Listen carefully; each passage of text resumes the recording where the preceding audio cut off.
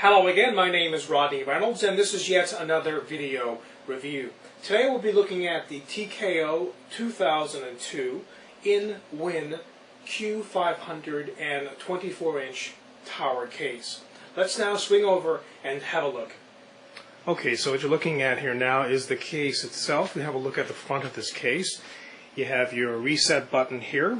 These of course are your lights for your hard drives and the LED for the power on.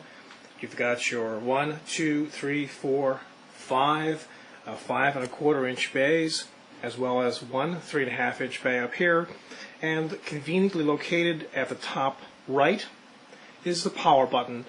I really like cases that actually have the buttons at the top right, for the simple fact that most computer systems are on the floor, and having them up on top certainly makes it a lot easier than having a button down here. And if we look at the side of the case here, you'll notice two intake fans. These are 92 millimeters on the side, so you've got some nice air coming in here. And if we look on the back of this case, you've got another fan installed here. This is an exhaust fan. You've got your power supply here. You've got another exhaust fan here as well. And of course, your motherboard USB, PS2, COM ports, video, sound right here. And right here, of course, are the slots for your sound cards, video cards, etc. Let's now open this case up and have a look inside. Okay, so this is the inside of the case, and as you can see, it's quite spacious. This is a 24-inch server case, gives you lots of room. If you're into water cooling, certainly lots of room to put radiators and pumps in the bottom, the top, wherever you want. You've got all kinds of fans here as well. You've got, as I mentioned before, one right here exhausting, one right here exhausting. You have another one at the front as an intake as well. So you can be sure that your case is cool.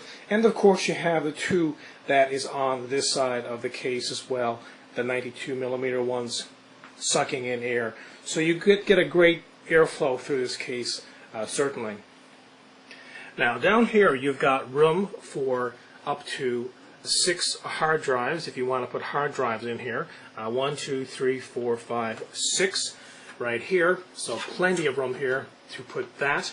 As well at the top you have 1, 2, 3, 4, 5 5¼ inch bays, and at the very top you can pop in a zip drive or a floppy drive in here, so you've got one 3½ inch at the very top. And this of course is very standard. You have your hard drive connectors here, your power connectors, your reset connectors, and of course you have your speaker. Something else worth noting, this whole bottom area of the case, as you can see here, is completely free. There is no speaker down here. It's actually at the middle to the right of the case. So if you want to install anything down here like pumps, etc., if you're into water cooling, you have a nice flat area down here for that. And this is very common for a lot of cases these days, and to be quite frank, I prefer these over almost any other setup today, for the simple fact that when you screw these in, they are going to stay in, and certainly are not going to pop out, and it's very, very secure to put a motherboard on into these. And as you can see here, these would go installed quite easily, like so. Just screw them in. I can do it here with one hand very easily. Of course, tighten this and put the appropriate ones for your motherboard in the case, and that's it. And then screw them on here, and you have a nice solid base for your motherboard to sit on. Now, this little tab here came with the case. This is actually a security feature. I'll show you how this is actually installed. This would go right here. If you can see here, this is a little slotted area for this to go through. I'll just show you how this is done. So you would take it like so, and you would push it through, and once it's through, you would turn it. Just turn a little and then kind of let it drop, and you can see here it will just drop down and you will not be able to push it back. And then the case cover would go on, the side case cover would go on. We go over this, and then of course you could put a lock on this. So let me put the side of the case on just to show you. Okay, so now that I'm going to be putting the case on here, I'll show you how this works. You would just put the side of the case back on, and as you can see here, as I push the case all the way on, this will pop through.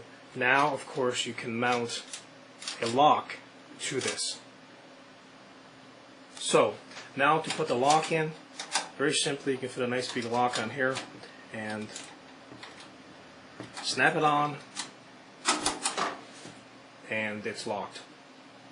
Something else which is kind of important to note here is that this case does come with feet now on either side, so there's 2 feet on either side. These simply slide in and out to give you more stability, because let's face it, this is quite a tall case, and you've got to somehow secure it so that if you do hit it, it doesn't tip over. So overall, this is an excellent case. I give it a 9 out of 10. It has lots of fans, 1 on the front intaking, 2 on the side intaking. You've got 2 on the back exhausting all the heat. So excellent circulation of air through this case. Recommend this case for anyone who's serious into servers, lots of hard drives, lots of CD-ROMs, DVDs, that kind of thing, or anybody who's into overclocking, using pumps, radiators, that kind of deal. So an excellent case, recommended probably for the hardcore out there who is into servers and modding and wanting lots of space. This is not a LAN party case. Let's face it, it's 24 inches, it's heavy. Unless you've got some really wicked handles on the top and you're a Hercules, you're not going to be very happy carrying this around. It's a very clunky, big, heavy thing. However, overall, this is a fantastic case for what it's used for. Highly recommended. Again, my name is Rodney Reynolds, and this has been another video review. Stay tuned, and in 4 days I'll have another video review. And be sure to check out my website at www.3dgameman.com, and check out our forums. We're always giving away cash and prizes. Until the next time, take care.